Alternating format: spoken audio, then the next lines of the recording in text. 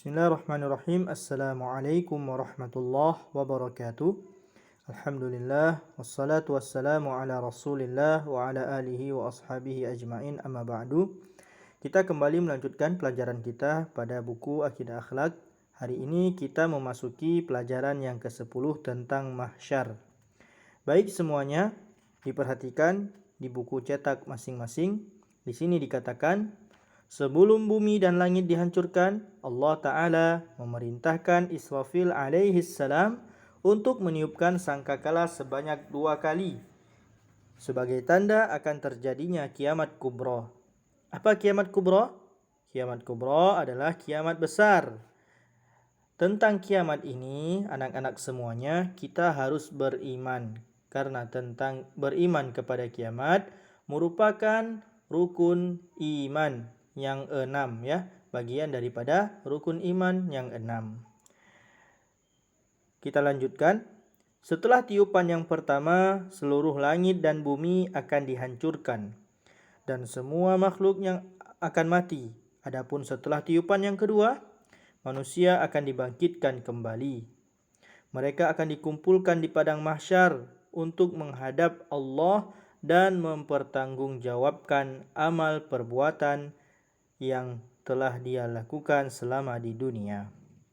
Jadi anak-anak ustaz semuanya, di sini dikatakan bahwa ada dua tiupan sangkakala yang akan ditiup oleh malaikat Allah, yaitu Israfil. Tiupan yang pertama, seluruh bumi, langit, makhluk hidup yang ada semuanya mati. Dan ketika tiupan yang kedua, manusia akan dibangkitkan kembali untuk dikumpulkan pada suatu tempat yang namanya yaitu padang mahsyar. Jadi kita akan berkumpul semua di sana, mempertanggungjawabkan amal perbuatan kita selama kita di dunia. Allah Subhanahu wa taala berfirman, وَنُفِخَ فِي الصُّورِ فَصَعِقَ مَنْ فِي السَّمَاوَاتِ وَمَنْ فِي الْأَرْضِ إِلَّا مَنْ شَاءَ اللَّهُ ثُمَّ نُفِخَ فِيهِ أُخْرَى فَإِذَا هُمْ قِيَامٌ يَنْظُرُونَ. Artinya, dan ketika sangkakala pertama ditiupkan, maka binasalah semua yang ada di langit dan yang ada di bumi, kecuali bagi yang Allah kehendaki. Kemudian ditiupkan kembali sangkakala kedua, maka mereka akan melihat bahwasannya hari kiamat telah terjadi. Quran Surah Az-Zumar ayat 68. Anak-anak semuanya, mahsyar adalah tempat dikumpulkannya seluruh umat manusia. Diingat ya, mahsyar adalah tempat dikumpulkan seluruh umat manusia, mulai dari Nabi Adam sampai umat Nabi Muhammad sallallahu alaihi wasallam. Amal perbuatan mereka akan dihisap di hadapan Allah Subhanahu wa taala yang Maha Adil. Di padang mahsyar ini, manusia menunggu gilirannya untuk mempertanggungjawabkan perbuatannya. Allah Subhanahu wa taala berfirman, يَوْمَ تُبَدَّلُ الْأَرْضُ غَيْرَ الْأَرْضِ وَالسَّمَاوَاتُ وَبَرَزُوا لِلَّهِ الْوَاحِدِ الْقَهَّارِ. Pada hari ketika bumi diganti dengan bumi yang lain, dan demikian pula pada langit, dan mereka di padang mahsyar berkumpul menghadap Allah yang Maha Esa lagi Maha Perkasa. Quran Surah Ibrahim ayat 48.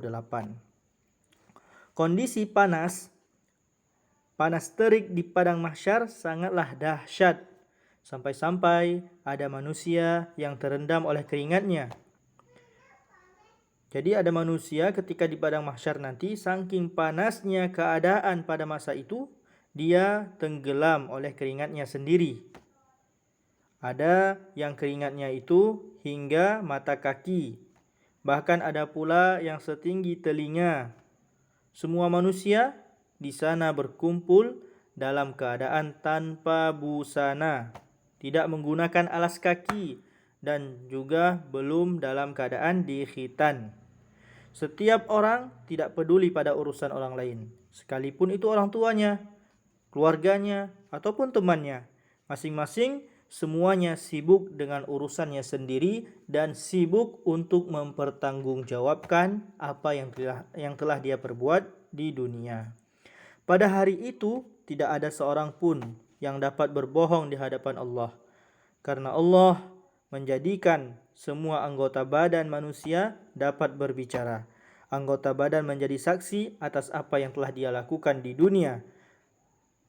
Jadi ini adalah peristiwa yang sangat dahsyat ketika kita harus berkumpul di padang mahsyar mempertanggungjawabkan semua yang telah kita perbuat di dunia. Semoga kita Allah jadikan orang-orang yang istiqamah di dalam ketaatan, di dalam kebaikan, senantiasa menjadi orang yang mentauhidkan Allah, menjalankan sunnah Rasul sallallahu alaihi wasallam, sehingga kita dimudahkan urusan kita di padang mahsyar nanti dan dimasukkannya kita ke dalam surga semuanya. Amin ya rabbal alamin. Baik anak-anak ustaz semuanya, di sini ada latihan sedikit. Silahkan kalian kerjakan.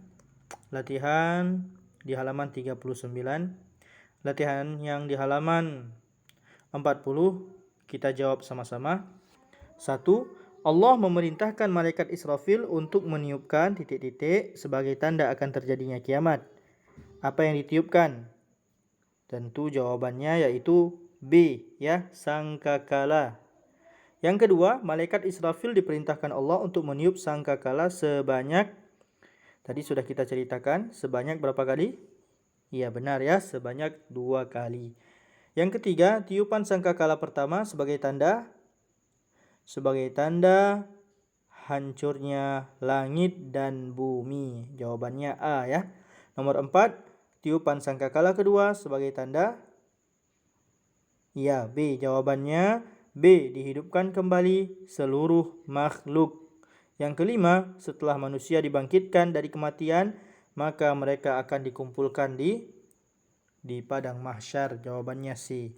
Baik anak-anak semuanya, untuk latihan yang kedua sudah kita jawab, tinggal kalian pindahkan ke buku tulis di buku cetak kalian. Dan latihan yang ke-1 yang pertama, silakan kalian isi apabila muat di bawahnya, apabila tidak dipindahkan ke buku tulis.